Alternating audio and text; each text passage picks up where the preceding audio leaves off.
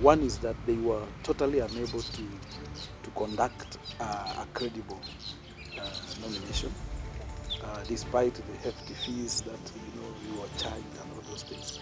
But basically, the party only succeeded in one area, to buy very nice boxes, ballot boxes. I'm sorry to say she was also very uncooperative and stubborn. And it wasn't long. You see, for a politician like me, you will realize that for such a person who has been sent to conduct a process to be impossible means that he or she is acting on some instructions. Now, because they faltered in organizing a good election, they wanted us to pay more for them to start listening to how they failed. The incumbent, as he is now, has flopped in many things. The fellow himself is a contractor. So how do you oversight? How do you oversight yourself? During my time, I never became a contractor. None of my relatives were a contractor. So that's why I could tell the people, can you look at this road, it is over 10 years now. Do you find a pothole? And the other side, the one going to Chepseon, how many potholes? Can you imagine that was a road done 7 years later after this one? You cannot claim to be playing that important role if you have an interest. You could say that most of the people vote in 6 Ps. Like, how will you change the narrative? 6 Ps is a mirage. Last election in Kipkelion West, out of the 4 MCAs, 1 was independent. Yeah. Okay. And in the entire county of Kericho, out of 30, 7 were independent. I was able to take to school, through school, about 5,659 students over a period of 5 years, and I spent 30.5 million. Okay? And I have the records. If you can ask this fellow, if he can give you any records of who got bursary even last term, okay, he can't do that. William Ruto wants to be president. He doesn't want to be a Speaker of National Assembly. So you cannot say you give him enough MPs. He doesn't need them. Only he wants to be president, and every MP who goes to parliament has one vote and has one voice that represents the constituency he's coming from. And I have no problem even in presidential election. I would still vote the person I wanted to vote. I have a vote and I can still campaign because I'm interested in allowing the people to make a decision that they can stand with. And that decision is what they are going to make on the 9th of August.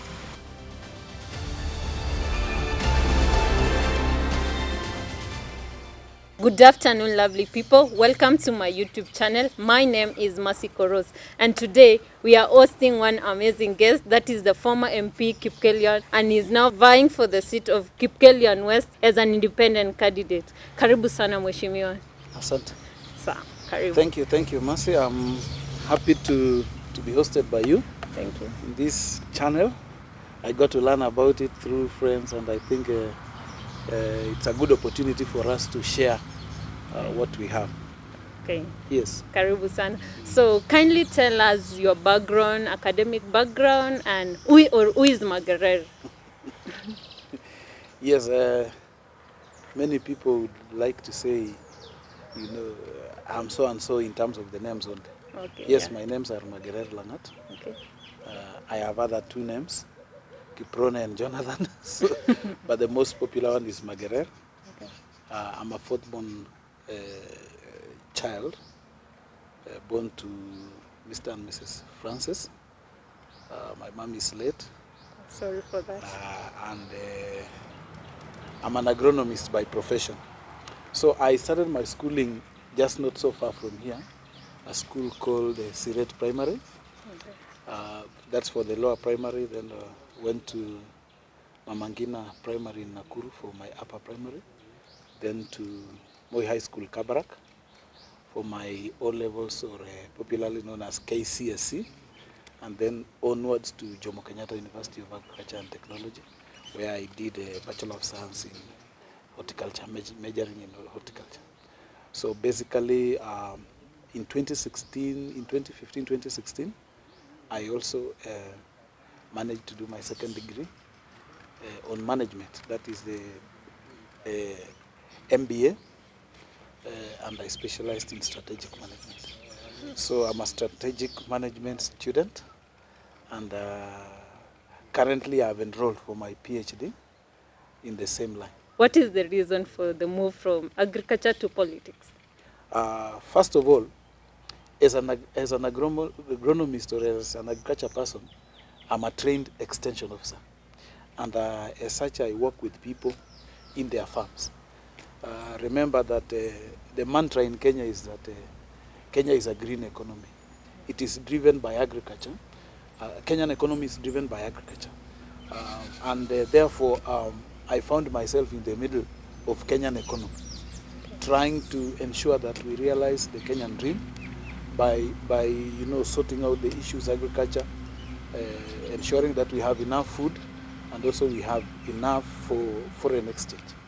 Yes, so that's what really took me to politics. When I graduated many years ago, I worked in an NGO called Adventist Development and Relief Agency, popularly known as ADRA. And I was an assistant project manager in a sustainable agriculture project somewhere in Belgut. And that is what exposed me to the real situation on the ground. And I thought that my knowledge in school and the position needed my intervention so that we could be able to help our community develop and move forward. So that was the drive. And when I interacted with the community, later on I was posted to Kitui in a place called Ikuda, which I stayed for almost a year and a half. And therefore I realized on both sides, when we were in Kericho, too much rains. When we were in Kitui, no rains. Yet people wanted food, yet people wanted to make a little money from agriculture. And I thought maybe then we need to foster in and ensure that agriculture is something that is given what many people would say kipaumbele in our program. So I came back to understand the role of agriculture in the Kenyan perspective. So I realized there are so many things that affect agriculture. One is that availability of markets, and then inputs, and even the laws. So I thought, okay, if all these are the problems, how can we be able to deal with this thing if we want to change? So that is what now started my journey, when I started my journey to Parliament. Because I wanted to have an influence on the law to ensure that the farmers get an opportunity to get, affordable inputs, and also get protected from unfair competition, and also ensure that they can make, they get good value for their money. Okay, having been in Parliament and you have talked about the agriculture, was there any bill that you took that moved toward maybe solving the agricultural problem that we face? Fortunately or unfortunately, when I went to Parliament, I was elected by members of Parliament as a whip. Okay. I was deputizing the late Midio in the coalition arrangement that we had. Okay. And I didn't stay for long. I was appointed to government. So when you are appointed to government, it becomes a little bit challenging in terms of originating your own, say, bills or motions. Because now you are part of government. So if you want to originate, then there is a procedure in government. And I was in the Ministry of Energy. So you realize I was not in the Ministry of Agriculture. Yeah. But I got my contributions all the time. Okay. Focusing on the Ministry of Agriculture through the Agriculture Department, which was headed at that time by Franklin Bett, and also the ministry on itself. I had enough contacts. So we shared a lot in terms of, the debates in the House, and even the debates outside the House. And my focus was so clear that if we needed Kenya to move on, then we needed to work on agriculture. Basically, if you understand the factors of production, one of them is land, and the other one is human resource, and the other one is capital. So in Kenya we have enough land, and that land we are lucky. Everyone owns land in Kenya. At least everyone has some land. therefore, within the factors of production, we are safe with one.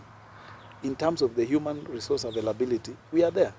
People to do kibarua, people to do the technical knowledge, like the trained people like myself and others. And then now, government was trying to put a little capital to ensure that agriculture develops. And looking back at Kipkelion, you will be able to see what I did in line with agriculture. One, support coffee sector. I supported the dairy sector. I supported the environmental, because really, agriculture and environment, especially on the issue of tree planting, we also supported it. And the maize, when you're talking about maize being a staple food, and we tried thinking, what do we do to ensure that we can have a little of that maize available for sale? Because everyone grows maize. Even if you looked around now, everyone is growing maize. But if we are all growing maize to eat, then it means we are not making any money. So we needed to do something else. That's why I came into the issue of coffee. You will realize that in Kipkelion here, when I picked up, we had about 25 cooperatives, societies, or less, which were involved in agriculture, mainly coffee. So I managed to convince them to start that coffee mill in Fotana, which is an umbrella. It's a project under the umbrella of cooperatives, and we increased the number of cooperatives from 25 to 35. Right now we are at almost 60. And of course, the main reason was because we were expanding the coffee sector, since coffee is a foreign exchange earner. So I wanted to take my people away from food sufficiency to also earning a little bit. That's why I focused on coffee, and still we maintained the maize. There is a dairy cooperative in Kipkelion here, which I also helped to set up, called Kipkelion Dairy Cooperative, which of course, together with Heifer Project International, we gave birth to Kipkelion Dairy Limited, which our basic thing was to collect milk from the farmers. And then the next step was to be able to organize a processing plant. I did not realize that because my time was up, but that was the direction that we had taken. The third issue was to take issue with the government, especially on cereals. So the National Cereals and National Cereals Board, I tried working with them to ensure that they do not only focus on maize, but also other cereals. And I'm sure if you went to some of the stores that we have in Kipkelion, you'll get pulses. That's the beans, the ndengu, and also rice, which of course we don't do it here, but some in the neighborhood here we have rice farms, rice paddies, and we have it in Embu. So those are the areas which I looked at in terms of trying to influence. And they are part of my achievements as an MP. The other issue was the availability of capital. So we tried pulling out resources or pulling resources together. One is that I had a serious engagement with Cooperative Bank, because all our cooperatives bank with Cooperative Bank. And we were able to get an agreement on how Cooperative Bank can support the farmers. That was a step forward. And what was the agreement? Of course, it's just the fact that we are banking with them. Therefore, can you develop modules which can allow our farmers to borrow either cheaply and easily? Because farmers really have no permanent income, they have no consistent income, owing to the fact that the production is seasonal. So sometimes they have money, sometimes they don't have. So can you produce or tailor a project, a credit project, that would then take care of those things? So those are among others. But then of course we had these chamas, building up the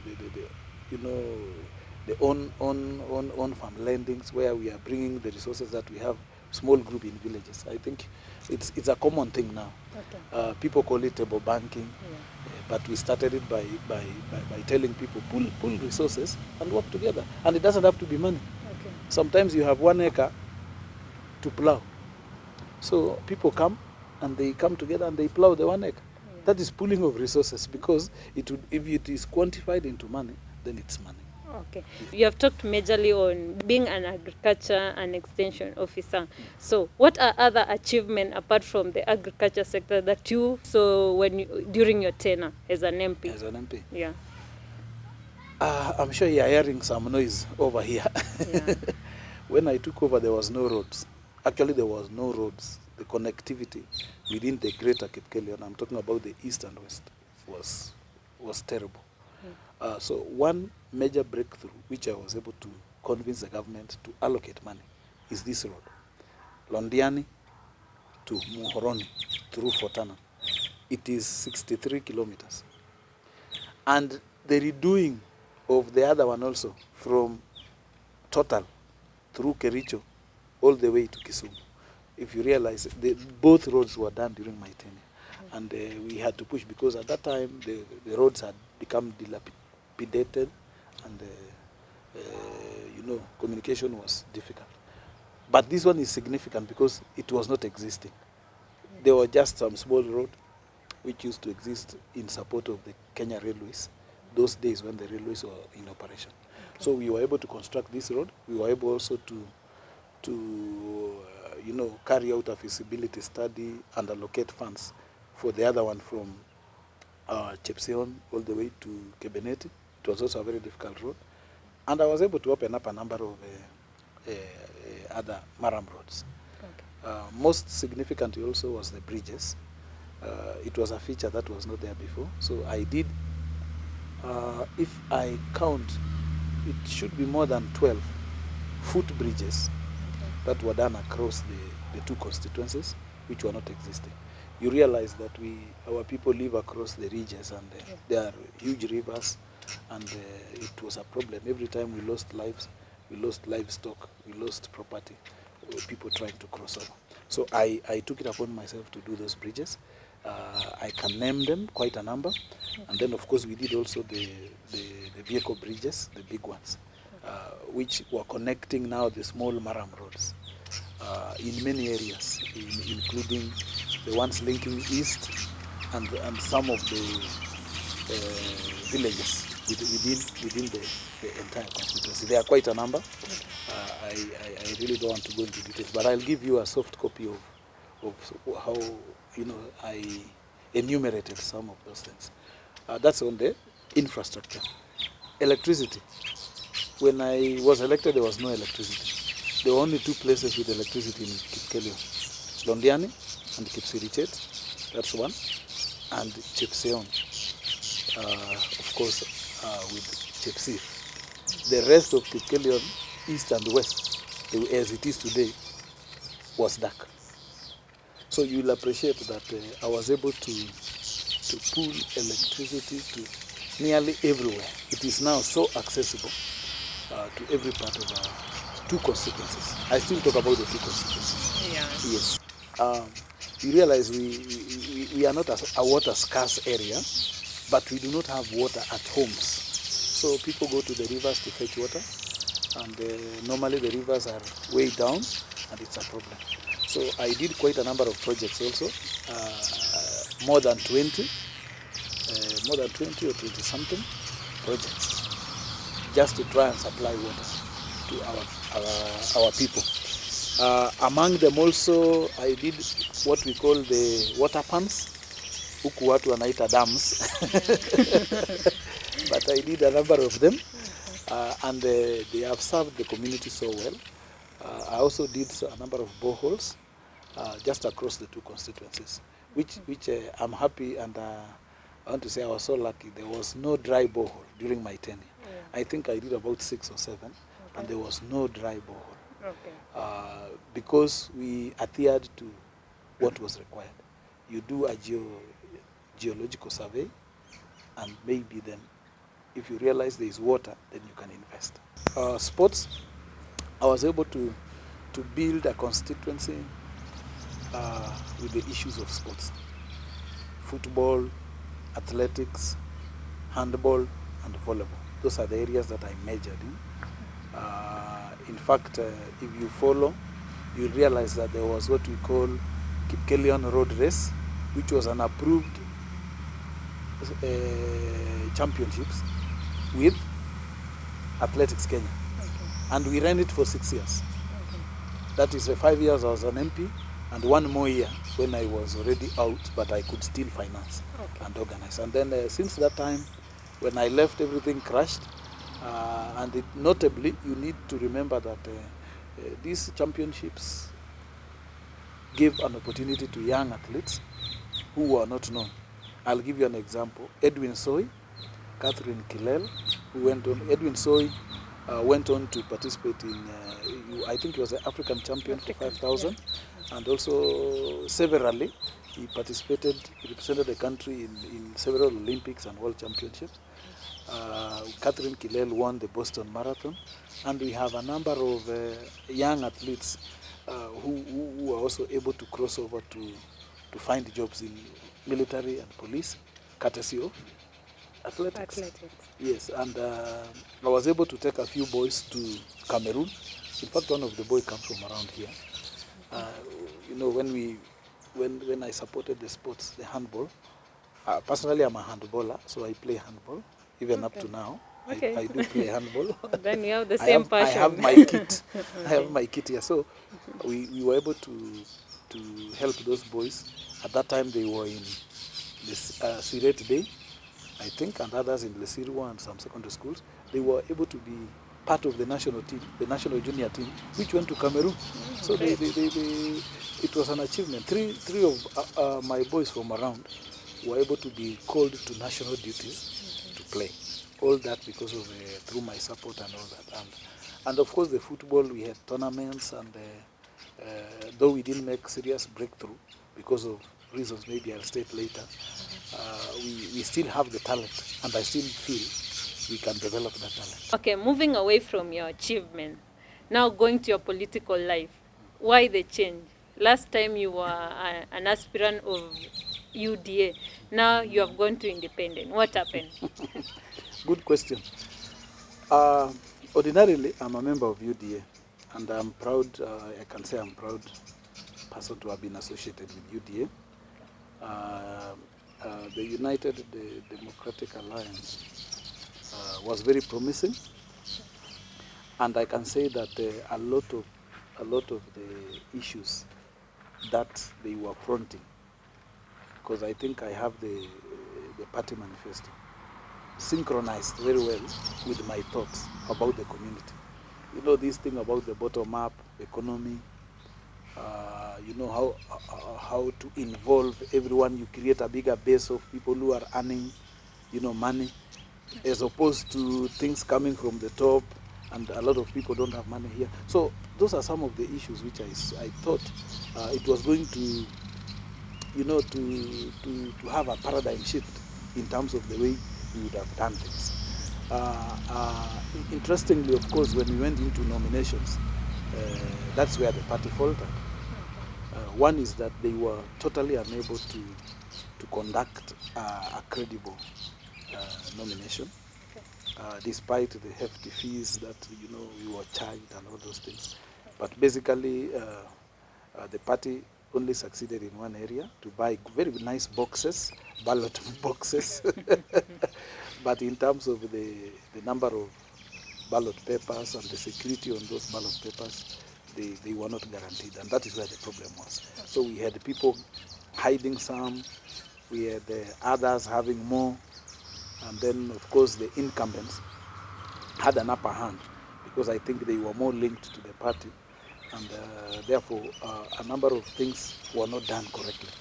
We tried to raise the issues with the returning officer, and I'm sorry to say she was also very uncooperative and stubborn. And it wasn't long. You see, for a politician like me, you will realize that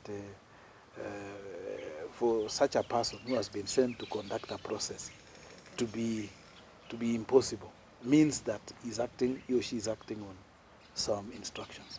So we didn't see the reason for us to keep complaining to the party. The party itself said, if you have any complaint, pay another 100,000. And we had paid 250,000 for them to organize a good election. Okay. So now, because they faltered in organizing a good election, they wanted us to pay more for them to start listening to how they failed. So I say it didn't make sense, because at the end of the day, they were still the same people who would still come to conduct. So I said I would rather run, because I'm interested in allowing the people to make a decision that they can stand with. And that decision is what they are going to make on the 9th of August. Everything will be available. I've been a party leader in a way. I was the executive director of ODM formerly, and I know what it means for a party to organize an election. So even when we had an aspirants forum, I kept telling them that I'm not convinced that you have the capacity to do what you are telling us you do. Because look here, you cannot have a universal suffrage election in all the polling centers that are approved by IBC, and you have no money. IBC gets a budget of 40 billion to run that similar election, even though it will be a national election. So we were running a national election for party members in UDA, yeah, but with no money.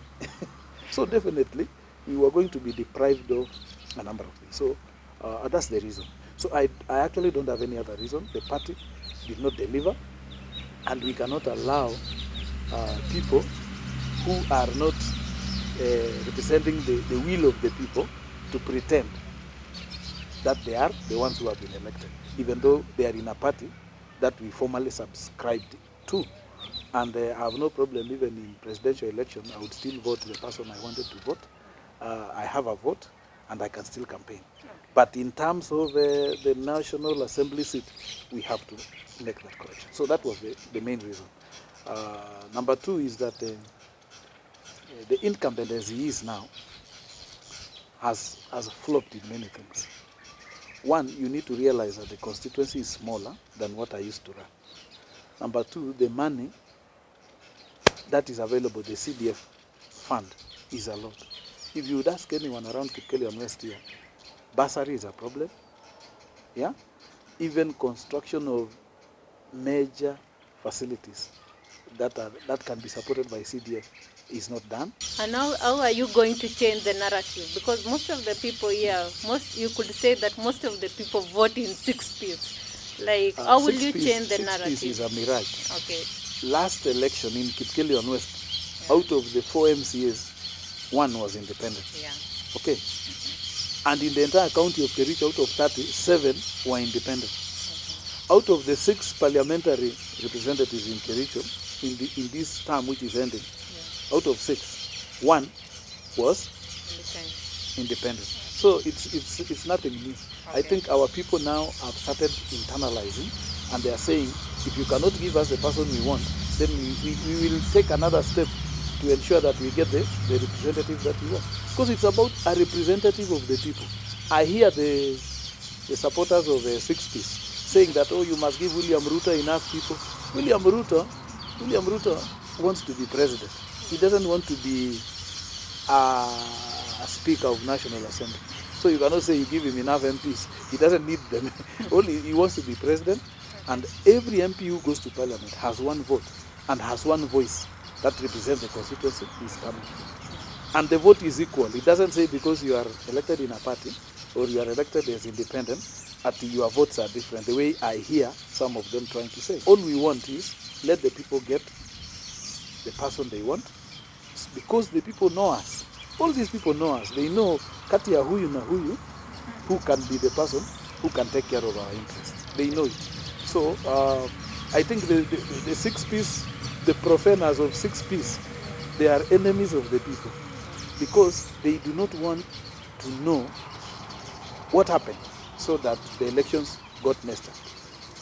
Yes, there is one who is very busy talking around, but he is not saying yeye mwenyewe, did he ask what happened during the nomination? No. In fact, when you look at some of them, they did not go through any nomination. Our senator in Kericho did not go. He bought out all the probable opponents. Okay. Murkomen, who is another pro 6Ps, has never been through a nomination process. In 2013, he got a direct ticket. In 2017, a direct ticket. Even this time round, they know how they manipulate the deputy president so that they pretend that they are the ones campaigning for him, so wapewe tikiti so that they can focus on the presidential campaign. Okay. The same people now come down to Kericho to tell us 6 piece when they know the people did not get the representatives they want. Okay. And that is why we are saying we have to come back. Okay. And I want to thank the writers of the Constitution for providing that window. You can imagine what would have happened. Okay, it could be quite tricky because maybe the wrong people would go to parliament. Exactly. And the people will not get what they Exactly. want. Okay, so talking and principally about the owners of the party. Okay. Those who, you know, they keep telling us, we started this party. Okay. We contributed this, but I contributed 2 million, another one I contributed 5 million. Okay. So you see, if you start a party and you think it is yours, stay with it. Okay. But don't bring it to us and now later on tell us, if you remove me, you will know that I'm the owner of the party. You know that's not democracy. Okay. Yes.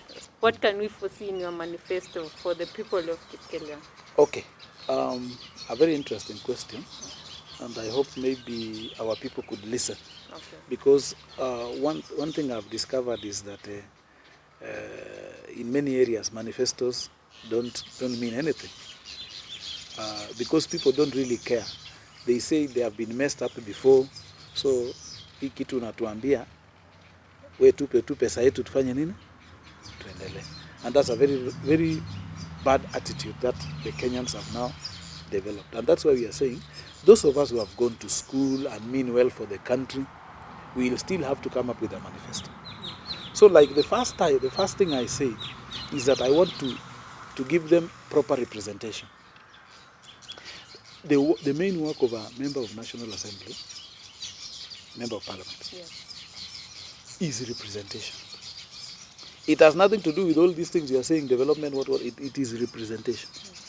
And legislation and oversight. They are only three, the main function. So representation means, I come from Kipkelion, you know the way it is. If my people don't have water, I should speak on their behalf. Why is Kenya talking about people having water and my people don't have? Yeah? If the law is such that my people cannot have water, then I have the single opportunity to originate an amendment to such a law and say that even the people of Kipkelion West deserve piped water, because that was the desire in the Vision 2030. It was a desire for this country and the people who led the country at that time, that by 2030 everyone would have had water hapo kwa nyumba, isn't it? Yeah. So we still focused on that kind of meaning, and it only comes through proper representation and proper legislation and oversighting. Over the last 10 years, we've realized a lot of wastage, a lot of stealing, a lot of pilferage of the public money. And no one is saying anything. In fact, in some cases, like our case here, the fellow himself is a contractor. So how do you oversight? How do you oversight yourself? I mean, you are given a responsibility. Then you say, I'm oversighting. You know? Yeah. Yet the contractor is your relative. Yeah? You believe in management of schools, and one of those managers is your spouse. So it's quite you get what I'm saying? Yeah, it's quite so you cannot claim to be playing that important role if you have an interest. That's what I'm saying. So I said the first thing I need to do is to bring back those important roles to be what it is. During my time, I never became a contractor. None of my relatives were a contractor. So that's why I could tell the people, can you look at this road, it is over 10 years now. Yeah. Do you find a pothole? And the other side, the one going to Chepseon, yeah, how many potholes? Yeah, can you imagine that was a road done 7 years later after this one? Yeah. You get the point? And that's what I mean by oversight, if it is not done properly because you have interest. So basically the incumbent is a contractor in projects that is an interested person. Okay. in various things that go on here. Okay. He's an interested person in construction of school. He's an interested person in handing over the bursaries. You don't have a due process. You don't have a way in which you can select who deserves to be to be supported. Okay. You just move around and you say, I want to make everyone happy. So just like someone said, sell ice cream. If you want to make everyone happy, just sell ice cream. So basically there was no vetting of the people who are supposed to get the bursary. How do you vet and you are giving everybody? Okay. Yeah, there is no vetting. It's just giving everybody. Okay. And reducing the amount to insignificant figures, which cannot help. During my time, I can tell you, Okay. I was able to take to school, through school, about 5,659 students over a period of 5 years, Okay. and I spent 30.5 million. Okay. And I have the records. If you can ask this fellow, if he can give you any records of who got bursary even last term, Okay. he can't do that. Reason because he is just like everyone must get something. So he's denying an opportunity to those people who really deserve. There are some students who come from very humble families, some of them single parents, some of them, deceased. Their parents are deceased, orphans, and you don't want to know. You just say everybody gets so much. Okay. You get the point, because you want to make everyone happy. So that's one failure. Okay. The second item I want to address is about employment. Employment of the youth is a real issue. Every year we churn about, as a country, we churn almost, graduates now, it's almost 500,000. Yeah, graduates, I'm talking about graduates. You've not touched the mid-level colleges or those other colleges. Yeah, so all of them can come to 1 million. We don't have those jobs. So I was saying that one of the things I want to do is to create an employment bureau at the constituency level, so that we can be able to have people who are employed permanently to look for jobs for others, whether within the country or even within the East Africa or around the world. Yeah, and the creating of that employment bureau will give such an opportunity. And I got the model from some countries in Scandinavia, Denmark, wherever. Okay. That's what they have. Okay. Yeah, so it's not just me saying I want to employ, but there is a system. There is something I want to create. Okay. So rather than employing youths who take photos of Mheshimiwa when they are going around and clubbing and doing all those things, okay, I would rather employ a human resource specialist who can be able to look for jobs, opportunities, yeah, okay, and afford my people to. Okay. With that, I will do what we call data collection for all the students. All. Okay. So if you have gone to university, leta documents zako. We'll have a data bank. Okay. If you have gone to Form 4 or a diploma college or whatever, so that whenever there is an opportunity that befits someone, that person can actually send an application on behalf of that other person. Now, talking about creating a bureau, you'll find in some instance there are a large number of people who have done the same course. Mm-hmm. Then, how will you allocate the jobs if there is one job and maybe there are almost 100 applicants on the same position? The advantage is if there are 100 applicants and the job is one, they will now remain 99. So we'll have solved the problem. Okay.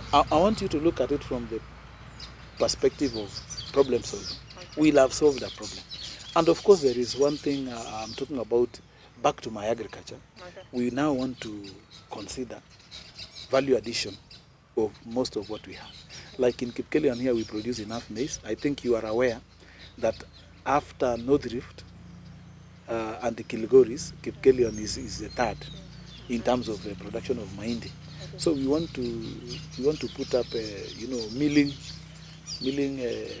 factories where now we'll create a few employments. Number two, along the road, we need to partner with Kenha, yeah, to ensure that we can give these fabricated containers to Akina Mama and some of these young people who can be able to sell their wares just along the road.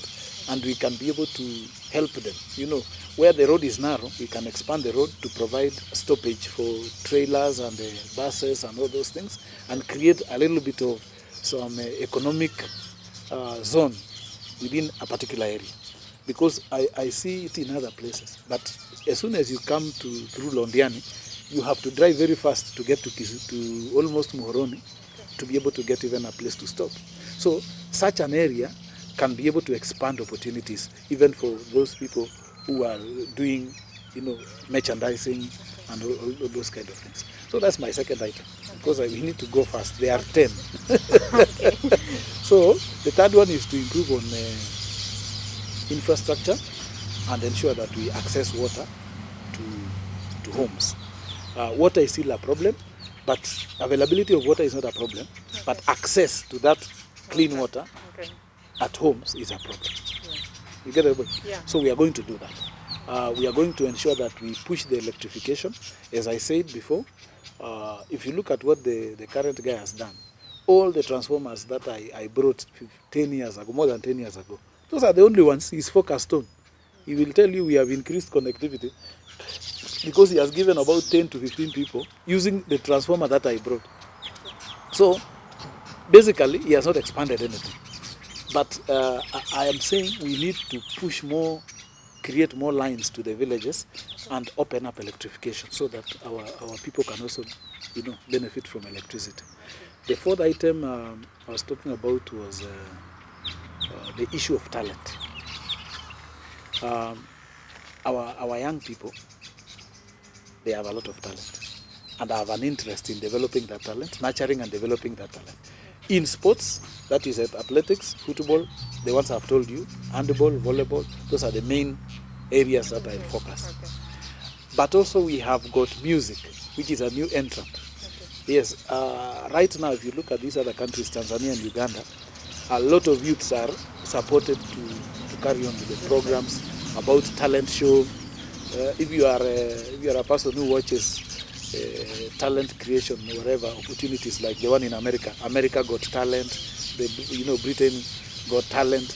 Why can't we create something like that? Okay. And I'm saying we need to create such kind of programs.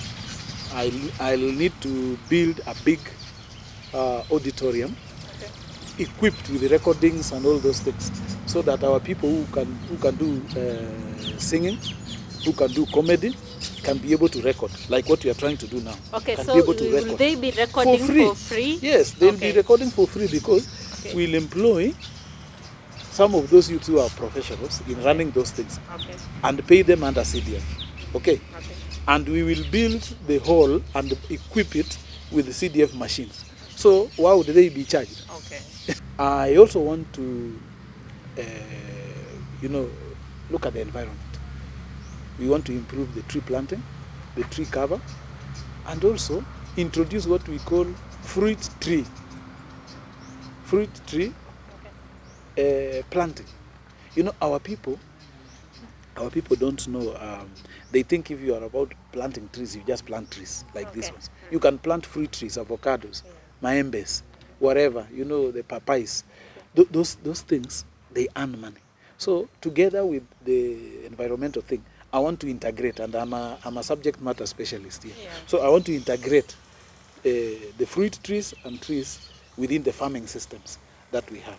To that extent, I have planned to employ an agronomist or agribusiness specialist in CDF who will be able to advise farmers every time. I don't have to be there, but you can do a meeting, and instead of a political meeting, he's advising them on how they can make value in their farms. Of course, the other issue which I need to mention quickly is about Amani. Kipkelion is a cosmopolitan constituency, okay, and you can see a lot of people are passing here who are not Kalenjins. Yeah. So part of the things that I want to do is to ensure that we have peace programs, okay, that will enhance cohesion. While a number of people think that peace is just about standing and saying, kaeni kwa amani, hapana. We need to have programs. We need to have peace activities or activities that enhances cohesion of communities. Like today we say, what is the culture? How was the culture of Kalenjin vis-a-vis the Kisi? Walikuwa na dance namna gani, walikuwa wanafanya wakipeana msichana wanafanya namna gani, wakifurahia good harvest wanafanya namna gani. So we have the Kikuyus here, we have the Kisi here, we have the Luya, we have the Kalenjins, or Kipsigis for that matter. And everyone would be able to see and understand why the other community behaves in a certain way, because it is part and parcel of their culture. So that is one thing which I need to carry out as a peace, as a peace process. And I need to tell you that I was appointed a peace ambassador in 2008 in a function that I was invited to Korea. After the clashes and the role that I played in Kipkelion, I was invited to Korea, world peace, whatever, and I was appointed. So I'm a peace ambassador. Okay, talking about peace, of late, we have always lived together, except for the 2007-2008 clashes. But of late, we have seen politicians using the youth to disrupt meetings, to come and scream in meetings. What would you say about political tolerance in politics?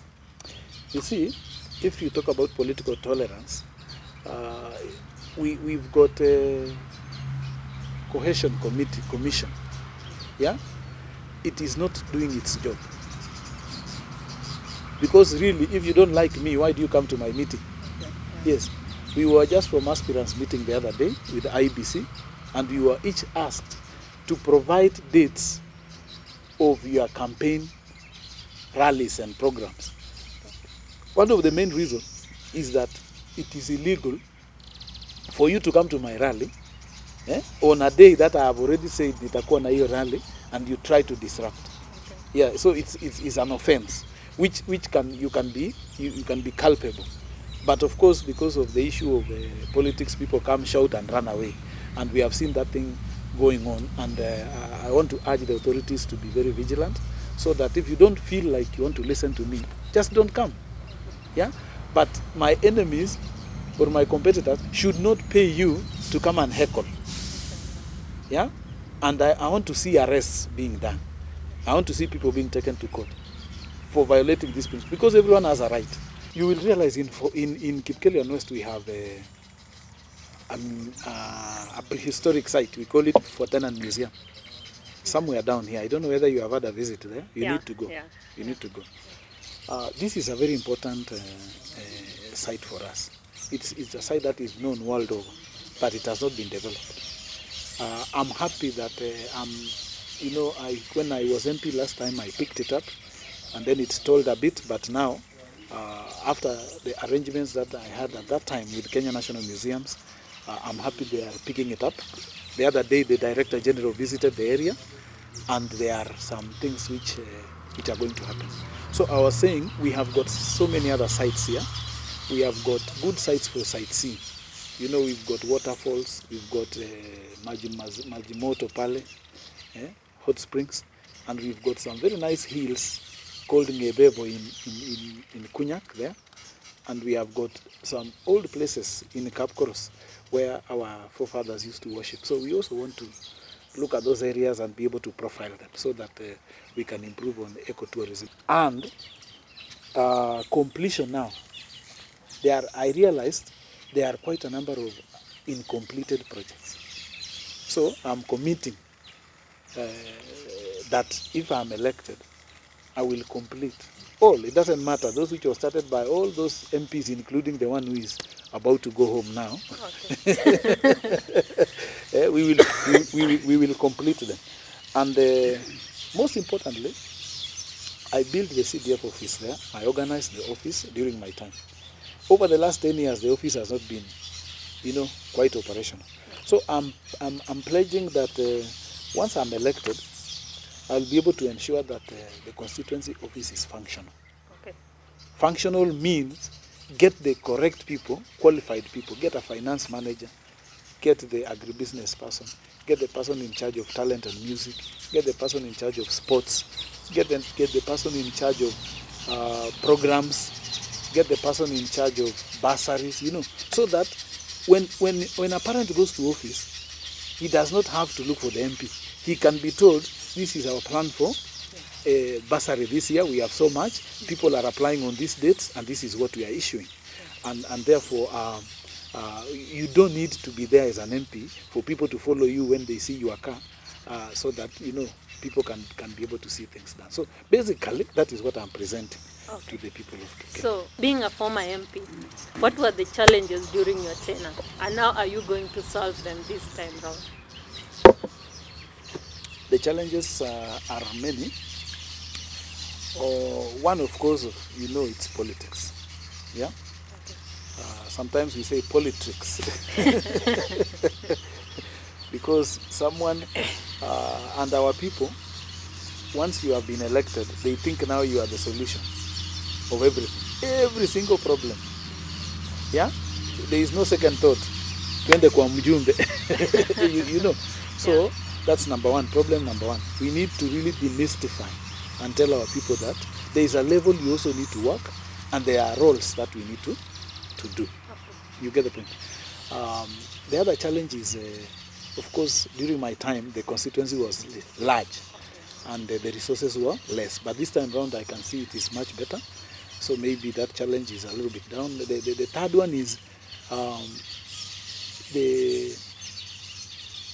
being able to interact with the community and also pick up their issues and marry them with the programs of the national government or the county government, because we now have two governments. We have the county government and we have the national government. So county government, through what we call CIDP, County Integrated Development Plan, can be able to absorb some of the issues and concerns of the constituents. And also the national government, through its formation of the national budget and all that, you can also be able to get a few issues sorted out there. So the issue is you've got to have good, relationship, and you've got to be a hunter so that you can be able to spot where you need to go to hunt for your people to get food. I think that's the challenge that I keep seeing. And of course, the continued build-up of population, which is not working, So everyone, and you have said, everyone wants a white-collar job. They want an office and they want a car. And even if you gave them, they still don't want to work. They want to create excuses. I cannot come to job because of this and that. I want to take my kid to school. So generally, there is a lax in how people do things. So if you are elected this time round, since you know the challenges, how will you resolve them? I will know if it is about issues that concern the devolved functions. Then I'll have to be present at the CIDP meetings to be able to push my things and on behalf of the constituents. And if it is something that concerns the other government, the national government, then I should be there to be able to push. As opposed to what the people are saying now, that, hiyo ni county, therefore, hayusiki na mimi. It's a very wrong, perception of leadership. Because as a representative of the people, unaenda kila mahali, hata kama ni wapi, to get something for your people. So you cannot run away from the county and claim that an MP is a property of the national government. No. By and large, you are a people's representative.